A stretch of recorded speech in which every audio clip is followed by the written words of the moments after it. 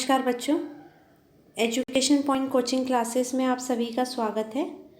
आज हम जंतुओं में जनन को आगे पढ़ते हुए कायांतरण के बारे में पढ़ेंगे। देखिए, कायांतरण क्या है और किस में होता है। हम सभी जानते हैं कि मानव, शेर, कुत्ते जैसे सभी जीवों की संतान जन्म के समय अपने माता पिता से मिलते हैं। मतलब जैसे जो मानव है, मानव के बच्चे मानव की तरह ही होते हैं, उनके अंग उन्हीं की तरह होते हैं। जो कुत्ते के बच्चे होते हैं वो उसी तरीके के होते हैं। लेकिन क्या आप जानते हैं कि कुछ ऐसे जीव भी हैं जिनकी संतान जन्म के समय अपने माता पिता से नहीं मिलते? तो आप उन जंतुओं के नाम बता सकते हैं? देखिए, जैसे रेशम कृमि, मतलब जो रेशम का कीड़ा होता है। अगर आपने याद हो, आपको कक्षा 7 में उसके जीवन चक्र के बारे में पढ़ा था। क्या होता है उसमें? सबसे पहले वो क्या देता है? अंडे देता है। और फिर अंडा किस में परिवर्तित होता है? लार्वा या इल्ली में। और उसके बाद वो कैटरपिलर बनता है और फिर एक कीट बन जाता है। हम देखते हैं कि रेशम के कीड़े का कैटरपिलर या प्यूपा वयस्क कीट से बहुत अलग दिखता है। मतलब आप अगर शिशु की बात करें तो कृत्रिम जो रेशम कृमि है उसका जो शिशु है उसका नाम क्या है? उसका नाम है कैटरपिलर या प्यूपा, जो आप पहली वीडियो में पढ़ चुके थे। अब यहाँ हम देखें तो जो कैटरपिलर होता है बेटा, वो अपने रेशम के कीड़े की तरह नहीं दिखता, वो बिल्कुल अलग दिखता है। तो यहाँ जो वयस्कों में पाए जाने वाले लक्षण होते हैं वो नवजात में नहीं पाए जाते। तो मेढक भी इसी प्रकार के जंतुओं का एक अन्य उदाहरण है।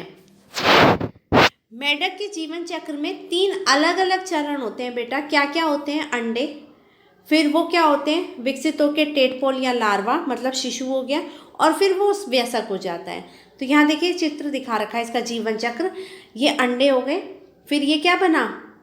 आरंभी टेडपोल, फिर ये बाद का टेडपोल और ये वयस्क मेढक। तो जो मेढक के अंडे से लार्वा बनता है जिसे हम क्या कहते हैं? टेडपोल। मेढक के अंडे से क्या बनता है? लार्वा, जिसे हम टेडपोल कहते हैं।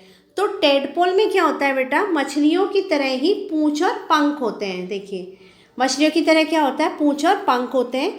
मछलियों के तरह पानी में तैरने में सक्षम होते हैं। एक वयस्क मेढक की पूंछ और पंख गायब हो जाते हैं। जबकि यहाँ जो ये वयस्क मेढक है, क्या यहाँ पर कहीं पूंछ और पंख दिख रहे हैं उसके? नहीं। जब मेढक पूरा वयस्क हो जाता है, मतलब मैच्योर हो जाता है, तो उसके पूंछ और पंख गायब हो जाते हैं और वो कूदने और तैरने में सक्षम हो जाते हैं। तो इस प्रकार हम कह सकते हैं कि जो लार्वा होता है वो कुछ उग्र परिवर्तनों द्वारा क्या होता है? वयस्क जंतु में बदलता है। तो यही उग्र परिवर्तनों द्वारा वयस्क में बदलने की जो प्रक्रिया है वो कायांतरण कहलाती है।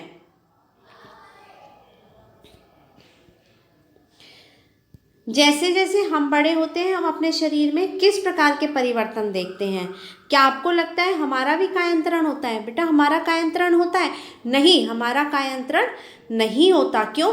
क्योंकि मनुष्य में जो होता है जन्म के समय से ही नवजात शिशु में वयस्क के समान शारीरिक अंग मौजूद होते हैं। मतलब जैसे जैसे अंग एक वयस्क में होते हैं वो सारे ही अंग क्या होते हैं? एक शिशु में भी मौजूद होते हैं। देखिए बेटा, यहाँ कुछ क्वेश्चन आपको दे रखे हैं। पहला प्रश्न इसमें है, कायांतरण को उदाहरण सहित परिभाषित करें। कायांतरण क्या होता है? कायांतरण क्या है? लार्वा का कुछ उग्र परिवर्तनों द्वारा वयस्क जंतु में बदलने की प्रक्रिया कायांतरण कहलाती है। मतलब उग्र परिवर्तन होते हैं, ड्रास्टिक परिवर्तन।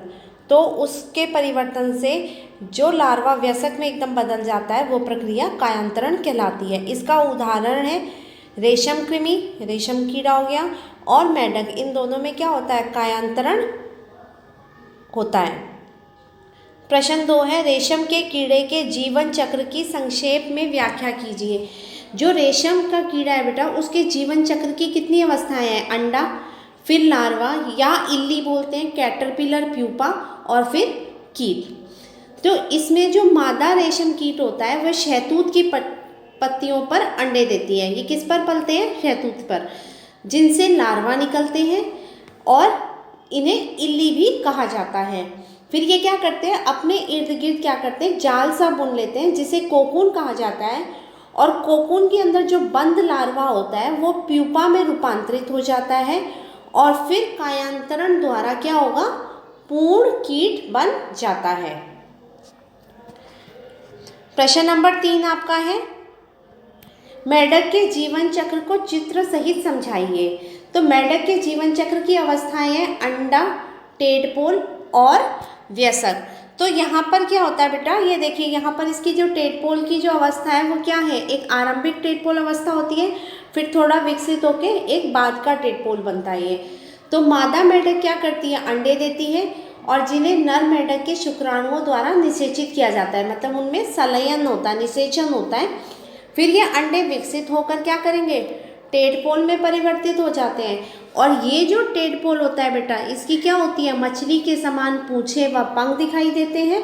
बाद में पूंछ व पंख गायब हो जाते हैं और टेडपोल उग्र परिवर्तनों द्वारा वयस्क में विकसित हो जाता है और ये एक पूर्ण विकसित मेढक में बन जाता है।